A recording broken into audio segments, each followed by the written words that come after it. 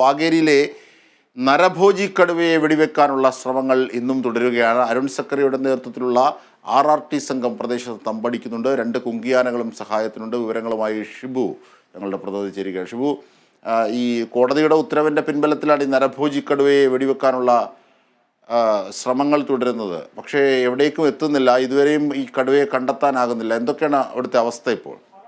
അതെ, അജിൻഷാദ് സൂചിപ്പിച്ചതുപോലെ തന്നെ വളരെ ബുദ്ധിമുട്ടേറിയ ഒരു ദൗത്യത്തിലൂടെയാണ് ഇവിടെ കടന്നു പോകുന്നത് വനം വകുപ്പ്. നാട്ടുകാരാണെങ്കിൽ ഓരോ ദിവസവും അവരുടെ ഒരു പ്രതീക്ഷ ഇന്ന് കടുവയെ വെടിവെക്കും എന്നുള്ള ഒരു പ്രതീക്ഷയോടെ കൂടിയാണ് അവർ ഓരോ ദിവസവും എഴുന്നേൽക്കുന്നത്. രാവിലെ എഴുന്നേൽക്കുമ്പോൾ പലരും ആദ്യം ചോദിക്കുന്നത് കടുവ കൂട്ടിലായോ എന്നാണ്. കൂട്ടിലാവാത്തതിക്ക് പിന്നെ ഇന്ന് വെടിവെക്കും എന്നുള്ളൊരു പ്രതീക്ഷയാണ് അവർക്കുള്ളത്. ഓരോ ദിവസവും അങ്ങനെ കഴിഞ്ഞുപോയി. അങ്ങനെ 6 ദിവസം കഴിഞ്ഞുപോയി. പക്ഷെ ഇതുവരെ കടുവ കൂട്ടിലുമായില്ല, കടുവയെ വെടിവെക്കാനുമായില്ല. ഇതിലൊരു നിരാശ എല്ലാവർക്കും ഉണ്ട്. കാരണം നിരാശ മാത്രമല്ല, അവർക്ക് സ്കൂളിൽ പോകാൻ കഴിയുന്നില്ല, പുറത്തിറങ്ങാൻ കഴിയുന്നില്ല, പുല്ലരിയാൻ കഴിയുന്നില്ല, കാർഷിക ജോലികൾ ചെയ്യാൻ പറ്റുന്നില്ല. ഇപ്പൊ കാപ്പി പറിക്കുന്ന സമയമാണ്, കാപ്പിക്കൊരു പഴുത്ത് വരുന്നുണ്ട് എല്ലാ സ്ഥലത്തും. പ്രത്യേകിച്ച് ഇത് തോട്ടം മേഖലയാണ്, പൂർണ്ണമായും കാർഷിക മേഖലയാണ്. അവിടെ ഈ വന്യമൃഗങ്ങളെ പേടിച്ച് പുറത്തിറങ്ങാൻ പറ്റാത്തൊരവസ്ഥ ആയതുകൂടി ആകെ വർഷത്തിലൊരിക്കലാണ് ഈ കാപ്പിയുടെ വിളവെടുപ്പുള്ളത്. ആ വിളവെടുപ്പ് പോലും കൃത്യമായി നടത്താൻ പറ്റാത്തൊരവസ്ഥ കർഷകരെ സംബന്ധിച്ചിടത്തോളം ഉണ്ട്. വിദ്യാർത്ഥികൾക്കാണെങ്കിൽ ക്രിസ്മസ് പരീക്ഷ നടക്കുന്ന സമയമാണ്. കുട്ടികൾക്ക് പലർക്കും രാവിലത്തെ പരീക്ഷയ്ക്ക് പോകേണ്ട കുട്ടികളുണ്ട്, അവർക്ക് ബുദ്ധിമുട്ടുണ്ട്. അതുപോലെ തന്നെ എല്ലാ മേഖലയിലും ഉള്ളവർക്ക് വളരെ ബുദ്ധിമുട്ടേറിയ ഒരു ഇതിലൂടെയാണ് കടന്നു പോകുന്നത്. അതേസമയം തന്നെ വനംവകുപ്പിനെ സംബന്ധിച്ചിടത്തോളം ആണെങ്കിൽ 80 അംഗ സംഘമാണ് RRT ഷൂട്ടേഴ്സ് എല്ലാവരും ഉൾപ്പെടെയുള്ള 80 അംഗ സംഘമാണുള്ളത്. അവർ വന്ന വാഹനങ്ങളുടെ ഡ്രൈവർമാർ, അവർക്ക് ഭക്ഷണം എത്തിക്കാനുള്ളവർ, ഇങ്ങനെ ഓരോ ദിവസവും വനം വകുപ്പിനെ സംബന്ധിച്ചിടത്തോളം അവരുടെ ദൗത്യവും ഏറെ ദുഷ്കരമായിക്കൊണ്ടിരിക്കുകയാണ്. ക്യാമറ നിരീക്ഷകർ ഡ്രോൺ പറത്തിയുള്ള നിരീക്ഷണം നടത്തുന്നുണ്ട്. നിരീക്ഷണ ക്യാമറകൾ 3 ലൈവ് ക്യാമറകൾ അവിടെ പ്രവർത്തിക്കുന്നുണ്ട്. 25 ട്രാപ്പ് ക്യാമറകൾ പ്രവർത്തിക്കുന്നുണ്ട്. ഇതൊന്നും ഉണ്ടായിട്ടും കടുവയെ കെണിയിലാക്കാൻ പറ്റാത്തത്, വെടിവെക്കാൻ പറ്റാത്തത് വലിയൊരു പ്രയാസത്തിലേക്കാണ് പോയിക്കൊണ്ടിരിക്കുന്നത്. ഇന്ന് എന്തായാലും ഒരു നടപടി ഉണ്ടാകുമെന്നുള്ളൊരു ഏക പ്രതീക്ഷയിലാണ് എല്ലാവരും ഉള്ളത്. തീർച്ചയായും ഷിബു, ദയവായി തുടരൂ. നമ്മോടൊപ്പം വയനാട്ടിലെ BJP നേതാവ് ശ്രീ മധു കൂടി ചേരുന്നുണ്ട്. ശ്രീ മധു, എങ്ങനെയാണ് അവിടുത്തെ ശ്രമങ്ങൾ? ഇപ്പോൾ ഷിബു കാര്യങ്ങളൊക്കെ വിവരിച്ചു. നരഭോജി കടുവയെ ഈ ആൾക്കാരെ കൊല്ലുന്നു, നിരവധി പേർ മരിക്കേണ്ടി വരുന്നൊരു സാഹചര്യം ഉണ്ടായി, പുല്ലിറക്കാൻ പോയവരടക്കം. പക്ഷേ ഇപ്പോഴത്തെ സ്ഥിതി കടുവയെ കണ്ടുകിട്ടാത്തതാണ്. എന്താണ് ഈ തെരച്ചിലിന് ഏതെങ്കിലും തരത്തിൽ അപാകതകളുണ്ടോ മധു? ഷിബു പറഞ്ഞ പോലെ വലിയ ആശങ്കയിലാണ് ഈ പ്രദേശവാസികൾ എല്ലാവരും തന്നെയുള്ളത്. അതിന് യാതൊരു സംശയമില്ല. പക്ഷെ ഇതിനെ ഏറ്റവും ആശങ്കപ്പെടുന്നത് ഇതിനെ ഇതുവരെ കഴിഞ്ഞ 6 ദിവസം കഴിഞ്ഞിരിക്കുന്നു. ഇതിനെ പിടിക്കാൻ വേണ്ടി സാധിക്കുന്നില്ല, വെടിവെക്കാൻ സാധിക്കുന്നില്ല. ഹൈക്കോടതിയുടെ ഉത്തരവ് പോലും ഉണ്ടായിട്ട് അതിന് സാധിക്കുന്നില്ല. അപ്പൊ ഇതിനൊരു ഗൗരവക്കുറവ് ഉണ്ടോ എന്നൊരു സംശയം ഇപ്പോ എല്ലാവർക്കും ഉണ്ട്, നമുക്കൊക്കെ ഉണ്ട്. കാരണം ഒരു ദിവസം പറഞ്ഞു ഇതിനെ ഞങ്ങൾ ട്രാക്ക് ചെയ്തിട്ടുണ്ട്, ഞങ്ങളുടെ വലയത്തിലാണ്, അടുത്ത ദിവസം തന്നെ ഇതിനെ വെടിവെക്കും എന്നൊക്കെ പറയുന്നുണ്ടെങ്കിൽ പോലും അത് ഇതുവരെ പ്രാവർത്തികമാക്കാൻ വേണ്ടി സാധിച്ചിട്ടില്ല.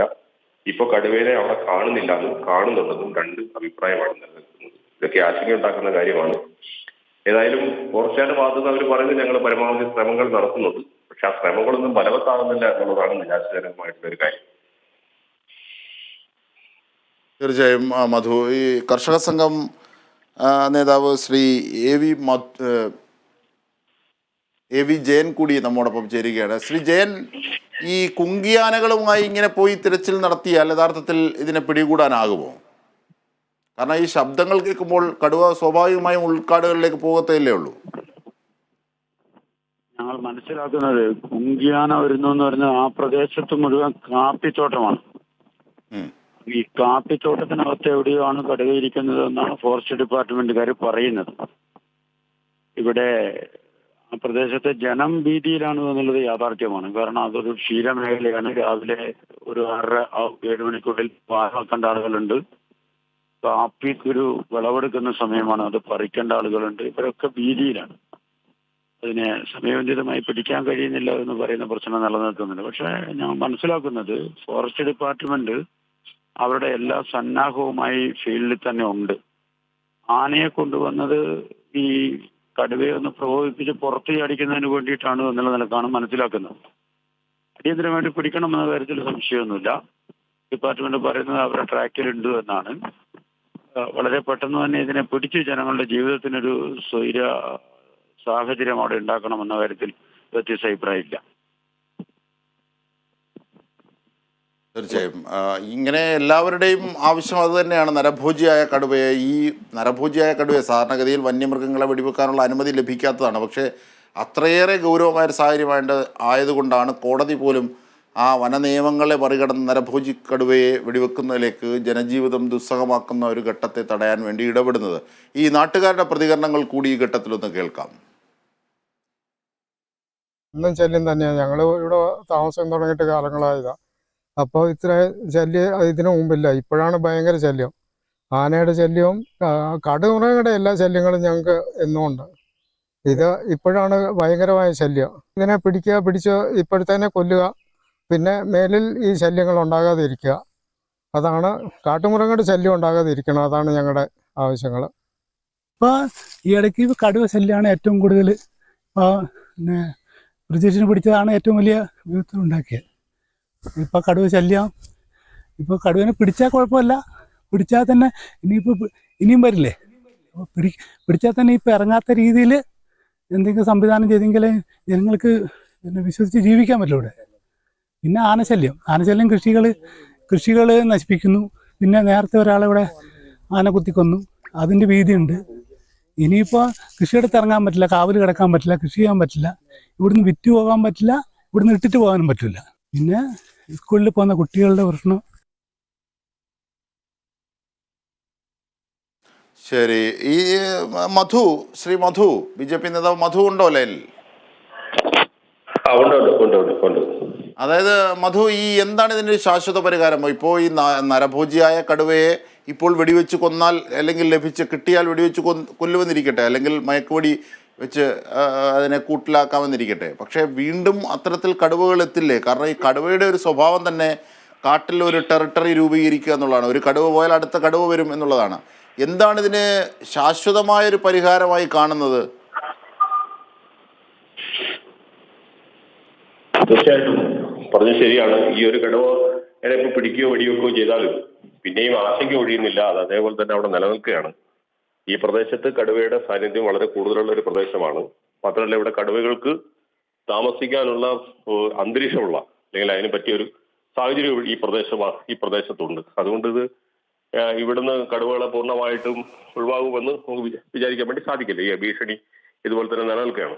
അപ്പൊ അതിന് ശാശ്വതമായിട്ടുള്ള പരിഹാരം എന്ന് പറയുന്നത് ഇവിടെ കാടും നാടും തമ്മിൽ വേർതിരിക്കുക എന്നുള്ളതാണ്. അങ്ങനെ വേർതിരിക്കുന്നതിന് നമുക്ക് അറിയാം, കടുവയെ മാത്രമായിട്ട് പ്രതിരോധിക്കാൻ വേണ്ടി സാധിക്കില്ല. ഇവിടെ ആനയുടെ സാന്നിധ്യം വളരെ കൂടുതലാണ്. അപ്പൊ ആനയെയും പ്രതിരോധിക്കുന്നതിന് വേണ്ടി rail fencing cum tiger net, അല്ലെങ്കിൽ മതിലും ടൈഗർ നെറ്റും, ആ രൂപത്തിൽ ഒരു പദ്ധതി തയ്യാറാക്കി കടുവയെ ആനയെ ഒരുപോലെ പ്രതിരോധിച്ച് ഈ ആശങ്ക ഒഴിവാക്കണമെന്നാണ് നമ്മുടെ ഒരു അഭിപ്രായമുള്ളത്.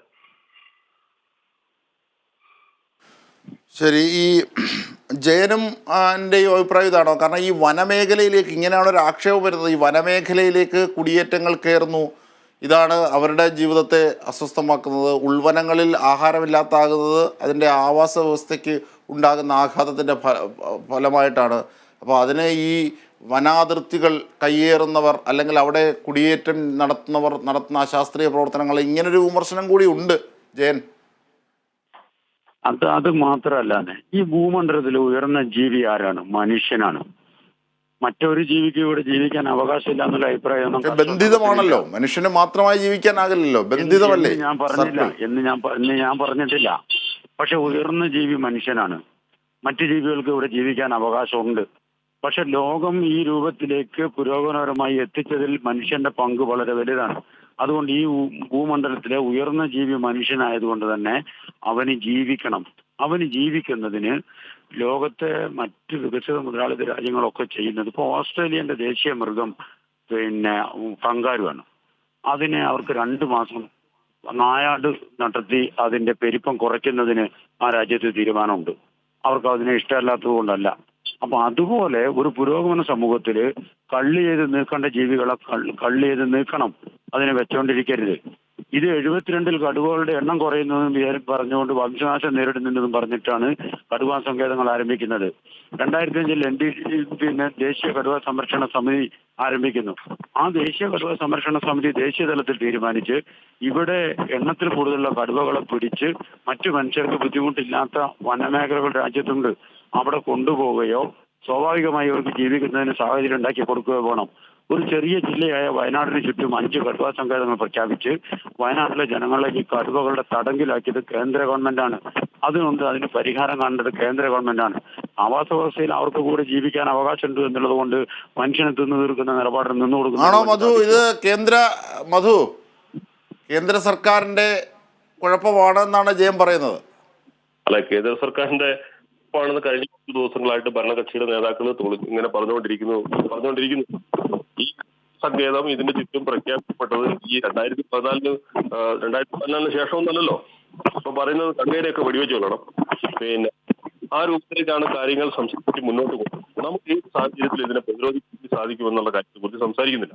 പകരം ഇത് ഇവിടുത്തെ ഭരണകക്ഷിയിൽപ്പെട്ട ആളുകൾ പറയുന്നത് അത് കേന്ദ്ര ഗവൺമെന്റിനാണ്, അവര് വേണ്ട കാര്യങ്ങൾ ചെയ്യട്ടെ എന്നുള്ള നിലപാടാണ്.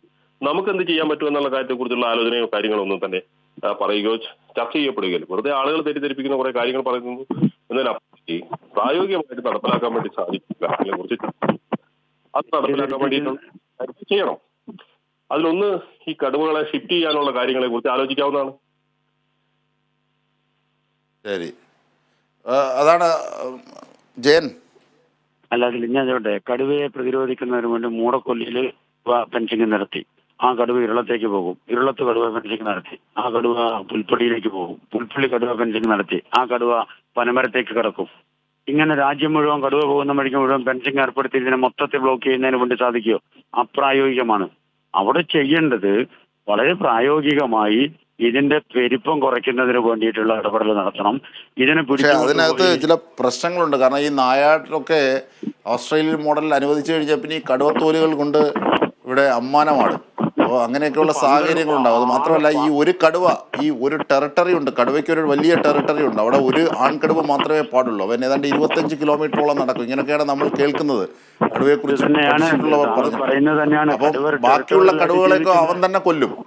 അപ്പോൾ അങ്ങനെ അവൻ്റെ ആവാസ വ്യവസ്ഥ സംരക്ഷിക്കേണ്ടത് ഒരു വലിയ ബാധ്യതയാണ് ശാസ്ത്രീയമായി. എന്തായിരുന്നാലും നിങ്ങളുടെ പ്രശ്നങ്ങൾ പരിഹരിക്കൽ അതിനേക്കാൾ ഒക്കെ വളരെ വലുതാണ്. തീർച്ചയായും അതിലേക്ക് തന്നെയാണ് ഇപ്പോൾ സർക്കാർ പോകുന്നത്.